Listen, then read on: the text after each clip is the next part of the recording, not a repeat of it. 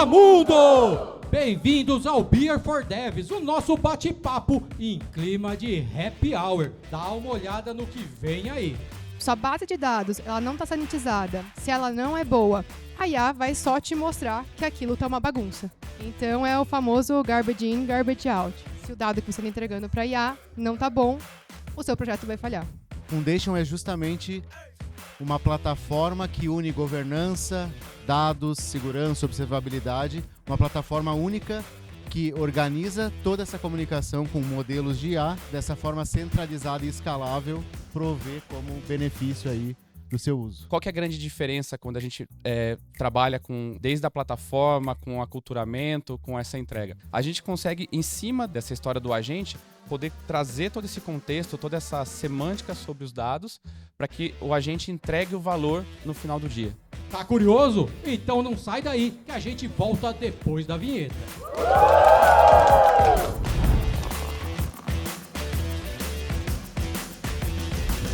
Estamos de volta. E olha só, e para iniciar o nosso papo, eu vou pedir para os nossos convidados se apresentarem. Oi, gente, boa noite. Eu sou Isabela Assunção, eu sou engenheira de projetos aqui na TOTUS e eu trabalho direcionando os projetos de dados IA na melhor forma que eles podem conduzir esse projeto. Como se a gente tivesse uma caixa de ferramentas e dependendo do seu objetivo, o objetivo daquele projeto, eu direciono eles qual ferramenta eles devem utilizar nesse processo. Olá, boa noite. Meu nome é Rafael Kines, eu sou expert de IA aqui na TOTUS. Cuido de todo o desenvolvimento, todo o time de desenvolvimento da nossa plataforma Lean. Na sequência, mais detalhes. Oi, pessoal, eu sou Eduardo Lopes, eu sou líder técnico de plataforma de dados aqui na TOTUS. Eu trabalho com engenharia de dados há um pouco mais de 12 anos, um tempo que nem engenharia de dados era engenharia de dados, e acho que é isso. Vamos começar do zero. Contextualiza pra gente o que é um Foundation, como funciona e quais suas aplicações e também as suas possibilidades. Beleza, vamos lá. Não é uma resposta fácil, né? Vai na resposta. Basicamente e resumidamente, Foundation de IA são uma série de padrões para uso de IA. Ou seja, não é cada equipe de desenvolvimento fazendo seus prompts, comunicando com seus modelos. O Foundation é justamente uma plataforma que une governança, dados, segurança, observabilidade, uma plataforma única que organiza toda essa comunicação com modelos de IA e, por sua vez, padroniza, basicamente, essa comunicação. Então, como a gente lida todos os dias com dados sensíveis, dados de clientes, dados de usuários, dessa forma centralizada e escalável é o que o Foundation de IA provê como benefício aí do seu uso. E as possibilidades deles, infinitas, como que é? Então, as possibilidades, como eu falei, como a gente consegue usar IA em escala, nós podemos ter milhões de agentes seguindo um Foundation de IA, executando diversas tarefas, seja automações de tarefas manuais, seja previsões de vendas, seja qualquer tipo de automação dentro de alguma empresa ou dentro de alguma instituição. Agora eu quero falar com você, Isa. Por que muitos projetos e tudo que é relacionado a IA estão falhando no mercado atualmente? O que você tem a dizer sobre isso? Bom, Siloto, eu vejo dois grandes pontos. O primeiro são os projetos iniciarem sem ter uma métrica de sucesso. Então, muitas empresas estão colocando projetos de IA só para ter a tecnologia e falar que estão utilizando IA. Então, a gente vê empresa com mais de 500 agentes rodando sem saber efetivamente o que está tendo de retorno para a empresa, né? E o segundo ponto, que eu acho que é o fundamental, é a qualidade dos dados que estão sendo entregues para essa tecnologia. Então, a IA veio para as empresas como uma visão que fosse solucionar tudo. Porém, se sua base de dados ela não está sanitizada, se ela não é boa, a IA vai só te mostrar que aquilo está uma bagunça, né? Então, é o famoso garbage in, garbage out. Se o dado que você está entregando para a IA não está bom, o seu projeto vai falhar. E o pessoal esquece disso, né? Muita gente esquece disso. Agora, eu quero fazer uma pergunta para você, Edu. Você está aí, agora você vai participar legal, hein? Quando a gente fala em AI Foundations, né, dentro de uma empresa como a TOTVS, né, que é gigante, a gente está falando de tecnologia, de cultura, arquitetura e modelos de negócios, né? E na sua visão, qual que é a maior diferença entre usar IA como ferramenta individual e usar IA como uma plataforma corporativa? Boa, boa. Eu acho que tem um link direto com o que o Kines falou e que a Isa falou, porque qual que é a grande diferença quando a gente está trabalhando com IA de uma maneira corporativa, né? Como a gente está fazendo aqui. Primeiro, a gente tem toda essa definição de todo um arcabouço a ser utilizado, né? Para facilitar a entrega dos agentes, a construção desses agentes. Mas, além disso, né, trazer segurança para quem está implementando, né? Porque vem junto toda aquela camada de governança, toda a auditoria, né, que é feita sobre os agentes que estão sendo implementados. E, além disso, quando a gente está falando de um uso para um fim corporativo, né, qual que é a grande diferença que a gente vê hoje quando a gente fala de eu conseguir fazer essa entrega de valor, né, que é o que vai manter aquele agente realmente entregando um valor, né, que é o que importa no final do dia. Porque construir um agente por construir, qualquer um consegue fazer hoje, né? Qual que é a grande diferença quando a gente trabalha desde a plataforma, com aculturamento, com essa entrega? A gente consegue, em cima dessa história do agente, colocar todo um contexto, né? Um contexto que, no caso, só quem tem os dados, quem é dono do negócio, consegue conhecer, né? E com isso a gente consegue o quê? A gente consegue realmente fazer com que aquela IA ela seja aplicada para um uso específico a qual ela está sendo entregue, né, no final do dia lá. Então, acho que quando a gente fala de um uso corporativo, acho que essa é a grande diferença. É essa capacidade que a gente consegue colocar na construção do agente, da gente poder trazer todo esse contexto, toda essa semântica sobre os dados, para que o agente entregue o valor no final do dia, né? Acho que isso é um dos grandes pontos. E agora eu quero saber do meu companheiro aqui, o Kines, o que é o tal do Lean? Faz uma introdução legal dele pra gente. Beleza, vamos lá. O Lean é a plataforma de Foundation da TOTVS. De novo, como eu comentei que Foundation de IA é uma maneira padronizada e com segurança, com dados, com governança, o Lean é a plataforma onde a gente oferece para os nossos clientes a capacidade de criar agentes para, basicamente, automatizar tarefas, para conectar com diversos modelos, diversos LLMs. Não é focado em um modelo só. O cliente pode escolher que modelo vai usar para os seus agentes. Ele também tem como monitorar a execução desses agentes, tem como orquestrar. A gente tem, dentro da plataforma Lean, existem possibilidades também onde o usuário, o cliente, ele pode interagir com esse agente durante a execução. Então, em determinado momento, o agente está mexendo com dados sensíveis e ele precisa, daqui a pouco, de uma aprovação de um humano para saber se ele pode fazer determinada ação dentro do sistema do cliente. Então, o Lean é essa plataforma que permite aos clientes fazerem todo esse gerenciamento do consumo e da execução dos agentes aí de IA. E tudo isso é integrado com a plataforma de dados da TOTVS, né? Então, que a gente consegue, junto com toda essa parte de governança, auditoria, fazer com que os dados fluam, né, de todos os sistemas da TOTVS. Então, a gente traz toda essa visibilidade em cima dos dados que a TOTVS possui, além de toda a estrutura, né, semântica desses dados, para a gente conseguir enriquecer na hora do agente consumir esses dados, né? A gente poder dar não só entregar o dado na mão vamos dizer assim, do agente, mas explicar para o agente para que serve aquele dado. E o Lean, ele se integra junto com as plataformas de dados da TOTVS para que a gente consiga fazer esses dados fluírem, né? Construindo aí realmente um agente de ponta a ponta aqui no ecossistema da TOTVS. Quando a gente fala de entregar esse contexto, eu acho legal trazer a visão do que é esse contexto, né? O que são as ontologias que a gente pode entregar. Então, primeiro a gente tem a ontologia universal, que é, por exemplo, para o RH, um funcionário tem um salário. Isso é universal. A segunda é que, do sistema da TOTVS. Então, a gente tem a ontologia do sistema em si, como que ele funciona, por exemplo. E a terceira é o contexto do cliente em si. Então, por exemplo, um cliente ativo para um cliente e para outro pode não ser a mesma coisa.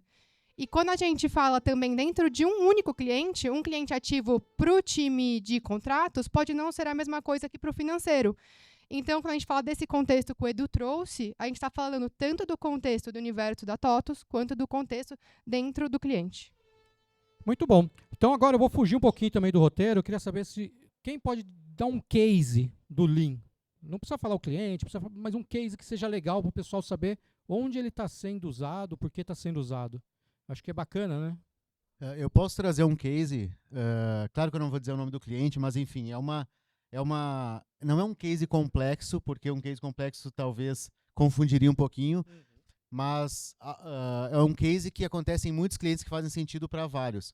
Como o Lean consegue se conectar no sistema de gestão de cada cliente, ele tem acesso às informações do cliente. E por isso é muito importante que a gente use uma IA uma IA especializada e não uma IA genérica.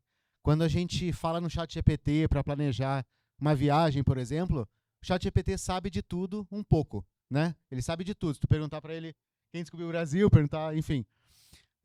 A nossa IA, os modelos que a gente usa dentro do Lean, elas são especializadas. Então, elas são especializadas nos dados, dos bancos de dados dos clientes, elas são contextualizadas com o ramo de atividade do cliente. Então, ela está preparada para executar operações em cima dos dados daquele cliente. E agora, falando do case, o cliente criou, um dos nossos clientes aí criaram um agente que vai na base de dados do seu sistema de gestão e vê todos os clientes que não pagaram seus boletos em dia, e ele programou esse agente para mandar e-mail para todos esses clientes com a cobrança, né, pedindo para pagar e tudo mais, mandando o link de boleto. Então, antes isso era feito por uma pessoa em cima de uma planilha dos pagos e não pagos, e escrevendo esses e-mails, né? Então, com o Lean, a gente consegue criar esse tipo de agente, que é o mais básico de todos, né, onde ele vai automatizar uma tarefa simples que antes demorava horas para uma pessoa analisar uma planilha, e agora ele só olha o agente trabalhando por ele e vendo aí esses e-mails sendo enviados, e o mais importante, controlando os custos dessa IA, né? Controlando o quanto esse cliente está gastando com a execução desse agente para fazer essa operação. E algo que é bem legal nesse exemplo que o Kines trouxe, né? Aqui, às vezes pra gente parece simples, né? Falar assim, um boleto que o cliente não pagou, né?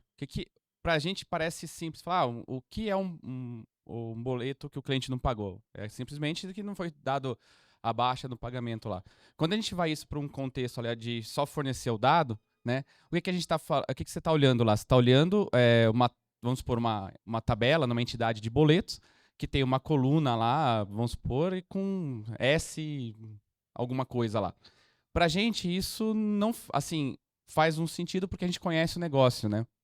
E quando a gente traz ali para nossa plataforma, o que a gente consegue entregar nessa história, né? Que o que a Isa comentou agora há pouco sobre as ontologias e a parte semântica. A gente consegue entregar para o modelo, né? Pro agente ali, quais são as entidades que existem para aquele contexto, né? Num contexto genérico. No caso, um boleto é um boleto para todo mundo, né? Então, a gente consegue entregar para o agente o que é um boleto. A gente consegue entregar para o agente quais são as propriedades de um boleto. A gente consegue entregar para o agente quais são o que é um cliente e quais são as propriedades de um cliente.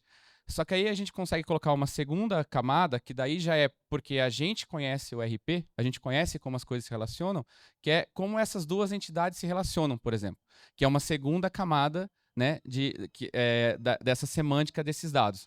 A terceira camada que a gente consegue entregar é quais são as regras que existem em cima desse relacionamento, né? O que é um boleto não pago, né? Quanto tempo eu defino como um pagamento atrasado? Então, a gente coloca dentro da semântica do dado isso daí. Por isso que a gente consegue pegar, né, pode ser usando um modelo genérico, né? A gente consegue fazer essa entrega especializada com base no todo o conhecimento que a gente tem dentro do ecossistema TOTVS, né? Mas as especializações são específicas daquele cliente. Porque pode ser que aquele cliente tenha uma customização específica para falar o que é um boleto atrasado para ele, que é diferente de um outro. Então a gente consegue também entregar em cima disso. Isa, quer complementar alguma coisa? Você tem alguma... Tem um case que parece ser bem simples, mas eu sei que é algo que os clientes sofrem bastante, que é, por exemplo, o cadastro de produtos. Quando o cliente vai cadastrar um produto específico, muitas vezes hoje ele não sabe se ele já tem algo similar ou algum produto, o mesmo produto cadastrado. E tem clientes hoje que pagam consultorias caríssimas só para sanitizar essa base. Então, um dos cases que a gente tem hoje é essa busca semântica justamente na hora que você vai cadastrar um produto, o RP já te trazer produtos similares para saber se você está cadastrando aquilo ou não, o que poupa depois o cliente uma sanitização de base ou até consultorias pagas para fazer esse tipo de ação. Muito bom. Quando a gente fala assim, um boleto, vai resolver, só que o boleto é o negócio do cliente lá, né? Então, acho que isso aí ajuda demais. E agora eu quero falar com você, Edu. Tem o uso pessoal da IA, que eu perguntei pro pessoal até quem usa IA no dia a dia, é completamente diferente de quem usa IA no corporativo, no B2B, né? E quando a gente fala de B2B, de negócio, quais são os problemas mais críticos no uso da IA dentro do corporativo, da corporação? Acho que a gente vai para realmente uma outra história, né? Do que quando a gente está falando aquele quase que o uso que todo mundo faz em casa, né? De ir lá, mandar gerar uma imagem, fazer às vezes um transcript de alguma coisa, né? Quando a gente está no B2B ali, você está falando de um agente operando em cima do caixa da sua empresa, né? Então, mexendo nos ponteiros ali da sua companhia, né? Ou, fazendo pagamento ou orquestrando um pedido, né? Fazendo uma ordem de compra, né? Que acho que o risco é muito maior, dado a operação que ele pode fazer, né?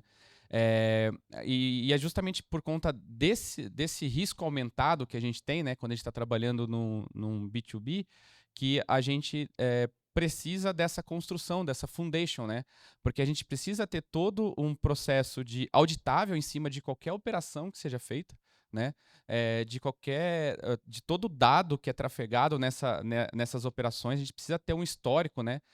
Do mesmo jeito que a gente tem hoje, quando uma pessoa vai lá no RP, quando a pessoa vai lá e faz uma operação, tudo que é feito por ela está registrado, né? A gente consegue pegar o passo a passo daquela pessoa. E a gente trata esses agentes como se fossem operadores, né? A gente tem que ter todo esse rastreamento. E além disso, né, a capacidade de você orquestrar quais são as ações que ele realmente que aquele agente pode operar de maneira autônoma, que você confia, e as operações que não, que precisam de uma segunda validação, né? Que é o Human in the Loop. O loop. É isso que eu queria que você complementasse agora. Vamos falar um pouquinho do Human in the Loop, que é um recurso do Lean também.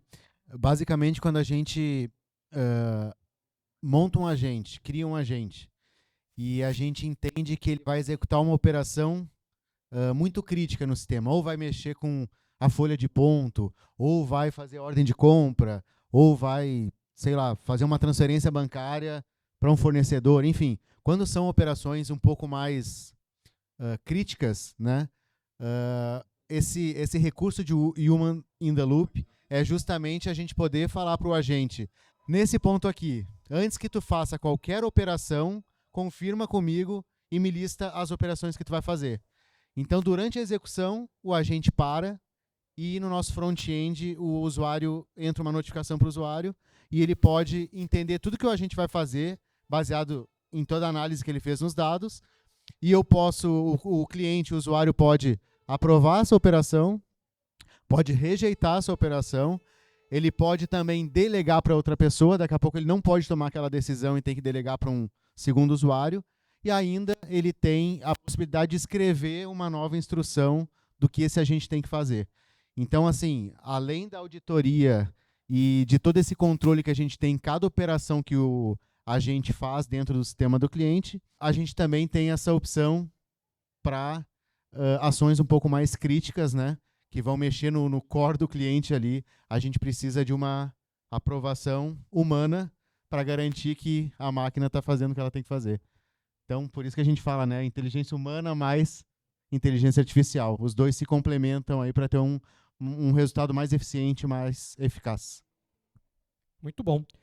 E você pode orquestrar agente, que tem subagente, que tem outro subagente, que aí vai, né, e depois coloca o humano lá para resolver no final. Muito bom.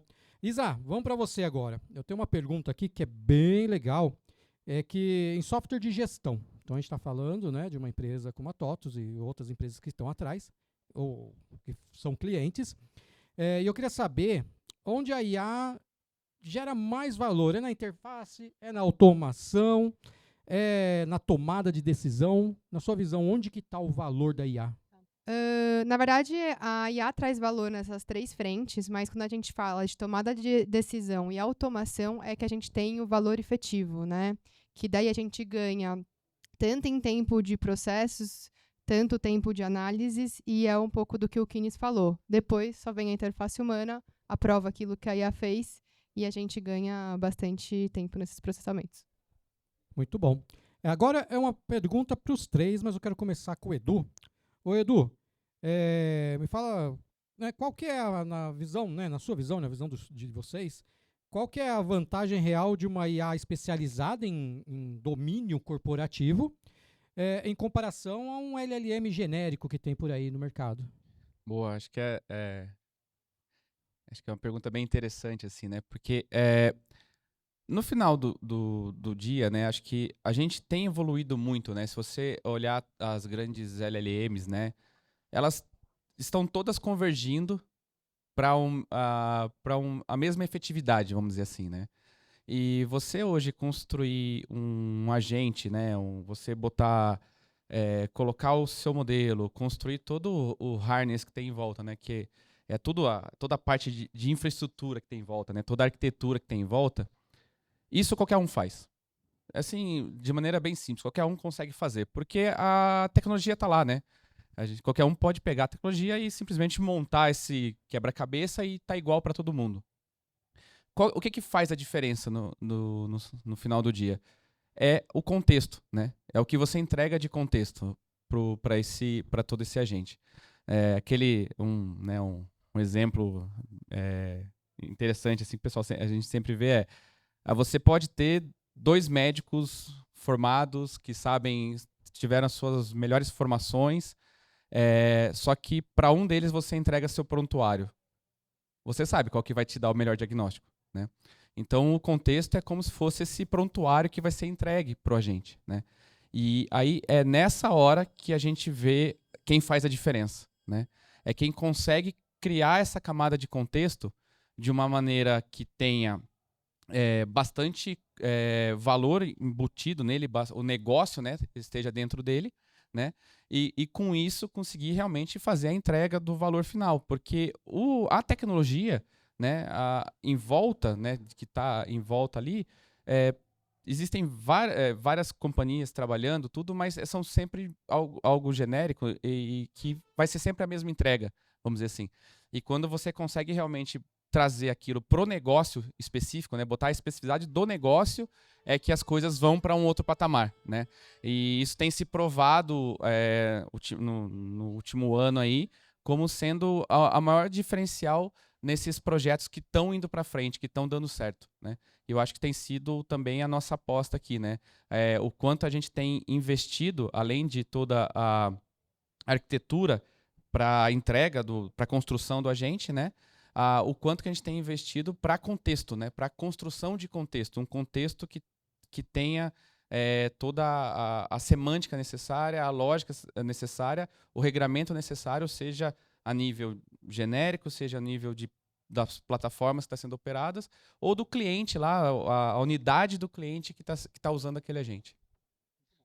Quando a gente fala de IA especializada, a gente está dando muito mais contexto, não só contexto de dados, mas contexto de negócio também, modelo de negócio, como o cliente funciona. Então, uma IA especializada sempre vai errar muito menos do que uma IA genérica, né, generalista. Ela vai alucinar menos, ela vai ter muito mais assertividade nas decisões, porque hoje a IA toma decisões por nós, automatiza decisões, né, baseado em dados. E também faz algumas previsões, geram alguns insights para os clientes também. Então, toda essa vantagem de usar uma IA especializada, um modelo especializado, com todos os dados que a TOTVS já tem de cada cliente, versus uma IA genérica, que tu dá um contexto de 3 linhas dizendo que tu é uma empresa de determinado ramo de atividade, quero que tu preveja minhas vendas dos próximos 3 meses. Não tem como uma IA genérica fazer isso. E por isso que o Lean trabalha em cima de modelos especializados. E essa especialização, esse contexto, se dá justamente porque a gente tem acesso aos dados dos clientes, né? Os clientes nos fornecem esse acesso e a gente sanitiza eles, organiza, enfim, faz uma pré-organização desses dados para poder alimentar cada vez mais os modelos com esses dados e com esse contexto, e chegando assim em resultados muito melhores, né? Decisões e operações que os agentes executam aí com muito mais eficiência. É isso, né, gente? A palavra da vez é contexto, né? Então, é nesse caminho que a gente está seguindo. Muito bom. Sem o contexto, não é nada, né? Sem o contexto, a gente só faz a IA chutar, né? A gente está evitando que a IA deu chute. A gente está falando para ela ir para o caminho certo. Na verdade, ela não vai alucinar, né? Porque o medo do mercado é que a IA vive alucinando, né? Você dando o contexto correto, ela vai embora. Agora, Kines, vamos lá. Eu quero saber de você e também, né, da Isa e até do Edu, que ele acha, qual que é o potencial, né, de aplicação do Lean? O que ele pode fazer? Assim? Qual que é o maior pulo do gato dele? Pensando em tecnologia, a gente está no momento muito inicial no uso da IA. Fazem poucos anos, né, ou meses, enfim, que a IA está virando agora, com esse foundation de IA dentro da TOTVS, um produto B2B. E, basicamente, eu diria que a imaginação é o nosso limite. Porque a partir do momento que a gente tem um modelo executando as mais determinadas ações dentro do meu sistema de gestão, eu posso automatizar praticamente tudo. E com a possibilidade de interagir com o humano também, então o potencial é enorme. Assim, basta termos ideias e a gente consegue dar um jeito de criar um agente para executar aquela operação. Então, acho que tem bastante o que crescer, tem bastante o que evoluir, tanto na parte de segurança também, observabilidade e gestão desses dados também, mas eu acho que o potencial aí é bem promissor. Muito bom, muito bom. Curiosidade, funciona no Delphi? Podemos fazer funcionar. Muito bom, porque Delphi é um case muito grande, cara. Eu acho sensacional isso. Agora vamos para você, Isa. Você começa, daí o pessoal pode comentar também. Na sua visão, né? Uma empresa que não tem uma boa gestão de conhecimento, ela está preparada para IA? Não, é um pouco do que a gente falou no início, né? Do porquê tantos projetos de IA falham.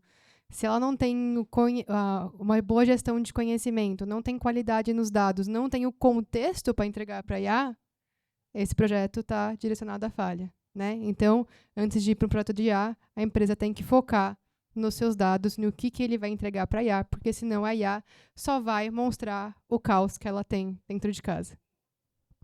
Vocês querem complementar? É bem isso que a Isa falou, né? Se você não consegue se organizar minimamente para dizer qual que é o lado que aquele agente vai, ele vai só tentar adivinhar, né? Então vai ser um monte de adivinhação e daí boa sorte, porque não vai para caminho nenhum. Tem uma moda de algumas empresas que estão definindo-se como AI first, né? Então, ao invés de contratar uma pessoa para cuidar do financeiro, eles têm um agente que cuida do financeiro. Em vez de contratar uma pessoa para o marketing, tem um agente. Então, assim, de novo, é exatamente o que a Isa falou. Se tu não tem os teus dados e a tua estrutura, os teus processos organizados, a IA vai acabar mais atrapalhando do que ajudando, né? Tu precisa ter uma certa maturidade para depois começar a conseguir automatizar processos e usar a IA ou os modelos, tudo que eles são capazes de fazer. Mas usar a IA por usar, porque está no hype, acaba muitas vezes podendo ser um tiro no pé. Eu acho que é isso que a ficha está caindo agora, né? A gente vê notícia toda hora sobre isso. Bom, o diretor já está me dizendo ali que o nosso tempo está acabando, então eu queria saber se a plateia quer fazer alguma pergunta. A gente tem tempo para 3 perguntas. Então, alguém está interessado, a fim de falar mais sobre IA? Opa, temos um ali. Olá, boa noite a todos. Meu nome é Luiz Felipe. Hoje em dia eu não trabalho no ramo de tecnologia ainda, mas pretendo. Hoje em dia eu trabalho só numa sociedade de advogados e eu caio muito na questão que foi citada sobre as planilhas, sobre a automação de planilhas. E a gente vê no dia a dia, eu ainda mais que estudo tecnologia, eu vejo muito essa questão de dava para ter sido automatizado há muito tempo isso. E outra coisa que eu queria citar, quanto à questão dos dados e a segurança deles.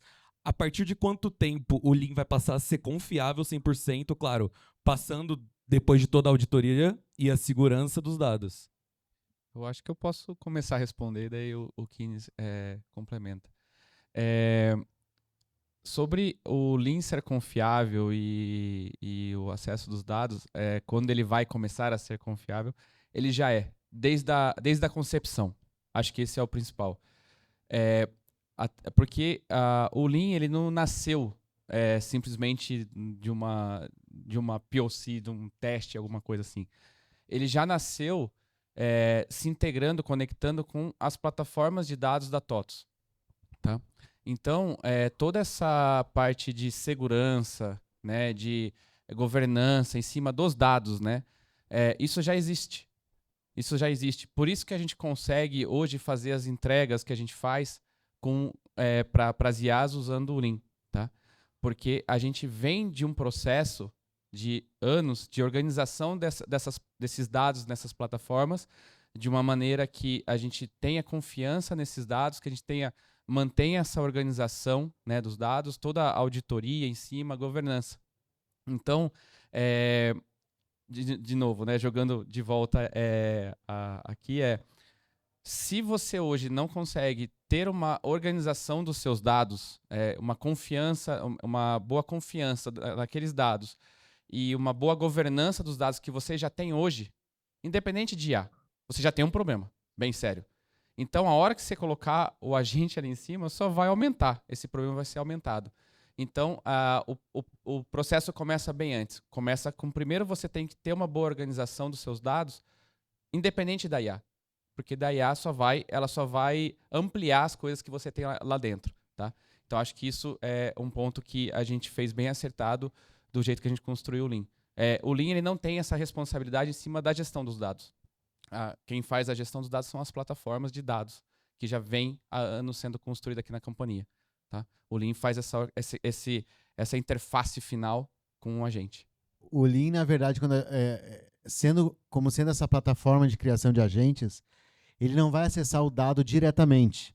Ele vai acessar plataformas de dados e vai dizer o que ele precisa, baseado no prompt, e que dados ele precisa para tomar a decisão dele. Então, não é como se o agente tem acesso à base de dados do cliente. Não é isso e é bem longe disso, né? Então, a partir dessas camadas de comunicação entre um agente até chegar no banco de dados do cliente, tem várias camadas onde a gente consegue garantir essa governança e essa segurança. Então, o agente não pode excluir determinado dado de determinada tabela. Então, ele já é seguro, já está em produção e a gente só agora está sempre melhorando para tentar cada vez mais evoluir e resolver cada vez mais problemas. E dentro do seu case, que é um escritório de advocacia, qual o direcionamento que eu te daria? Primeiro, você contou que tem uma dor nos dados antes da gente ir para IA. Então, mapear quais dores que você tem, são planilhas espalhadas, são dados que não são confiáveis. Entender isso, fazer um projeto, primeiramente, de dados, né? Aonde que eu vou centralizar esses dados, como que eu vou disponibilizar o acesso desses dados, para depois, aí sim, mapear o que a IA pode me ajudar dentro desses processos que eu tenho. Encontrar algum contrato específico com base numa busca, enfim, de um determinado assunto, ou então automatizar um processo, algo do tipo. Então, o primeiro passo, comece com o seu projeto de dados e depois a IA vem para te ajudar. Certinho, então, obrigado. Muito bom. Você falou que estuda, né? Que curso que você está fazendo? Acabei de terminar gestão de TI. Aí eu pretendo iniciar mais visando essa área de IA mesmo, engenharia de software. Mas no currículo já tem IA, não? Não. Não, então a academia tá na hora, né? Eu tô realmente começando agora, tanto que foi Muito bom. num timing perfeito pro evento. Não, muito bom, muito bom. É curiosidade. Mais alguém? Mais alguém? Vamos lá, boa noite pessoal, sou o Lucas, eu sou Product Manager, hoje eu trabalho numa empresa de varejo, mais especificamente em e-commerce, né? A minha dúvida é, na real, um contexto antes, né? Eu tenho visto e ouvido falar em matérias, enfim, empresas que estão basicamente drenando um orçamento de tokens que é feito para um ano e meio, e às vezes os caras estão vendo que em 3 meses consumiu tudo que eles planejaram, ou enfim, né? O custo de tokens está sendo um tema a ser abordado aqui, né? Eu queria entender se e como o Lean pode, ou o que vocês pretendem, enfim, como que vocês tratam essa questão com os próprios clientes, né? Porque eles precisam também ter esse orçamento, eles precisam entender o quanto eles vão gastar para calcular a rentabilidade e tudo mais, né? Então, como que o Lean pode ajudar na otimização de um prompt, ou no otimizar o gasto ali dos tokens para os clientes? Esse assunto é bem complicado, tá? Eu vi essas notícias também e faz sentido, mas o fato do Lean ser uma plataforma B2B, então grande parte do processamento a gente consegue fazer via código, ou seja, a gente consegue executar sem usar modelos, e a gente executa modelos somente quando é necessário, somente quando precisa tomar alguma decisão baseada em algum dado, né? E é só nesse momento que a gente comunica com LLMs para essas decisões. E, em contrapartida, por outro lado, a gente usa uma estratégia de... A gente não fala em tokens, na verdade. A gente tem uma outra métrica onde o cliente coloca créditos. Então, ele coloca um número determinado de créditos e a execução dos agentes vai consumindo esses créditos. Então, não vai acontecer do cara gastar mais do que ele espera. Ele vai ter que botar créditos, só que o agente pode parar de executar, né? Então, a gente, além de tentar sempre diminuir a quantidade de tokens, né, que a gente usa, a gente também coloca essa limitação. O cliente pode definir também quantidade de créditos por agente que está executando. Então, esse é o objetivo, assim, de o cliente estar no controle dos custos dele, inclusive na execução desses agentes. Esse negócio de tokens é uma dor, né? É uma dor, não tem como fugir muito. Temos tempo para mais uma. Alguém? Muito boa noite. Eu me chamo Vitória, sou aluna do Instituto Percorre.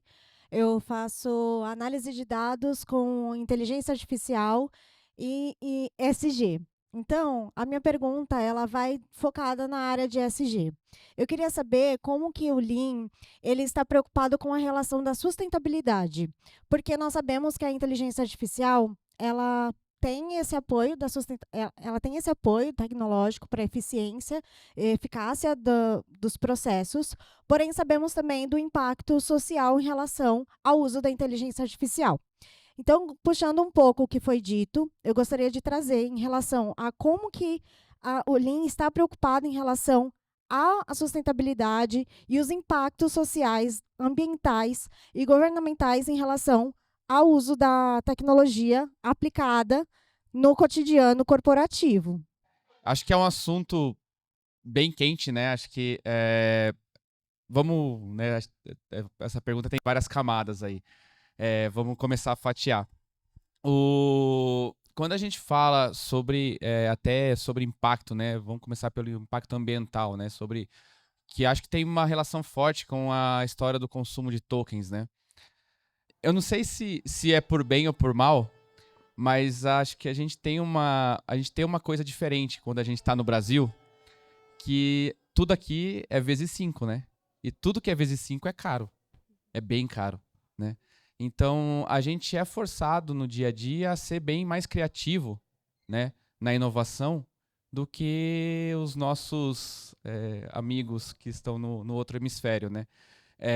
E isso tem feito com que as nossas iniciativas internas, né, elas têm sempre buscado essa economia de tokens sobre toda o como que a gente consegue minimizar esses custos, né? Porque para a gente não é fácil realmente, como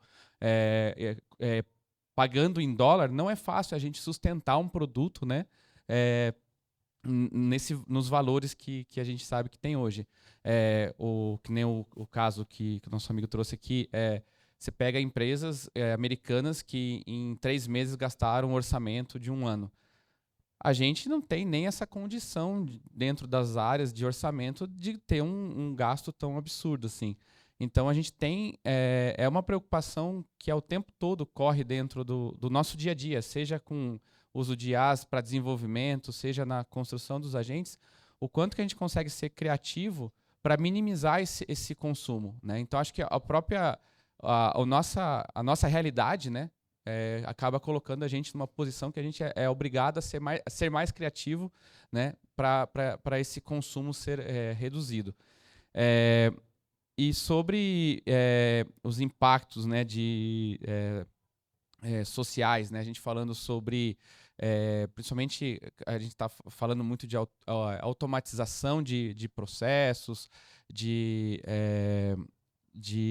como a gente muda o jeito de, talvez, né, num futuro, como as empresas vão administrar os seus RPs, coisas do tipo. A gente trabalha hoje muito num cenário de ter um processo que a gente aumenta algumas capacidades, né? Acho que e não exatamente sobre uma substituição direta, né? Então acho que isso roda em torno desses 2 temas, assim. Acho que... A ideia não é que agentes substituam humanos, né? A ideia é justamente que agentes executem tarefas que hoje humanos perdem tempo para fazer, para que eles possam focar em outras tarefas daqui a pouco mais prioritárias ou mais importantes, enfim. Então a gente trabalha nesse ponto. Se tinha uma pessoa lá trazendo o case que eu trouxe, relembrando o case que eu trouxe, que ficava olhando boletos pagos e não pagos para mandar e-mail, agora tem um agente fazendo isso e essa pessoa está com certeza focada em outra coisa que daqui a pouco esteja almejando aumento de vendas ou, enfim. Trazendo mais resultado para a empresa. Mais resultado, exato. Olá, pessoal, tudo bem? Meu nome é Gabriel Vargas, eu trabalho com DevOps, né, em infraestrutura. Pegando um pouquinho do gancho de algumas perguntas que eu acabei escutando, muito boas, inclusive, sobre sustentabilidade, a questão de custo que eu peguei um pouquinho, eu queria entrar num tópico talvez um pouquinho polêmico sobre a questão da evolução do uso do trabalho de desenvolvimento de IA, né? Em 2023 teve uma carta aberta do Steve Wozniak com uma galera falando sobre talvez parar o desenvolvimento por 6 meses. Aí agora a gente vê agora em 2025 a questão da proibição de alguns modelos de IA, né, principalmente da OpenAI, não, da Cloud, né, que eu acho que era o Fable, se não me engano, para bloqueio. Parece que a nova versão do GPT também vai existir uma certa restrição também para aberta fora, né, acho que do espaço americano ali. A minha pergunta vai um pouco também nessa linha sobre o que vocês enxergam, né, pelo menos no futuro, sobre a evolução desses modelos em paralelo com a distribuição do uso desses modelos para a população, né? Que eu acho que existe uma linha que o custo, e até se pegar a última notícia da Microsoft, que eles até mudaram a forma do cálculo de como você vai cobrar IA, né? Que agora é aquele, acho que é Azure Credits, Azure AI Credits, alguma coisa assim. Então, eu vejo numa linha que também ficou até um pouco mais caro usar IA hoje do que era, por exemplo, um ano e meio atrás, por exemplo. Então, como vocês enxergam isso, né? A evolução dos modelos para a liberação do uso para a população em atrelado ao aumento do custo também. Porque eu vejo que também na ponta também você pode ter dificuldades para levar isso até para o cliente final também, né? Realmente é uma preocupação forte sobre o custo, principalmente quando você está trabalhando com modelos de terceiros, né? Porque você está à mercê do qual o mecanismo de cobrança, né, que você estava comentando ali de um que mudou. A gente hoje, do jeito que a gente está construindo, né, e estruturando todas essas entregas de agentes, a gente está fazendo de uma maneira que o modelo não seja realmente o core da história, né? E, então a gente consegue hoje, por exemplo, pegar um mesmo agente ali, lógico que sempre tem algumas adequações, né, mas pontuais, e que você consegue trabalhar tanto com modelos de terceiros, modelos menores, modelos on-premise, porque a gente entende que não existe um jeito de resolver o problema, né? Acho que existem diferentes cenários, né? E dado cada um dos cenários, você vai realmente encontrar qual que é a sua melhor forma de precificação no final do dia, né? Porque você sempre vai ter aquela, né, a balancinha ali de quanto que você entrega para o modelo e quanto que ele está te cobrando, né? Quanto que ele vai te converter. Então, a ideia do Foundation que a gente construiu, né? É que a gente consiga ser menos refém, né, desacoplado dessa história do modelo, porque a gente tenha, inclusive, flexibilidade para conseguir ir por um caminho ou por outro, conforme, às vezes, o caso de uso, né? Porque, no final, o caso de uso vai ditar bastante como que a gente tem que direcionar qual que é o jeito que a gente está usando aquela LLM, SLM, ou seja lá o que for, né?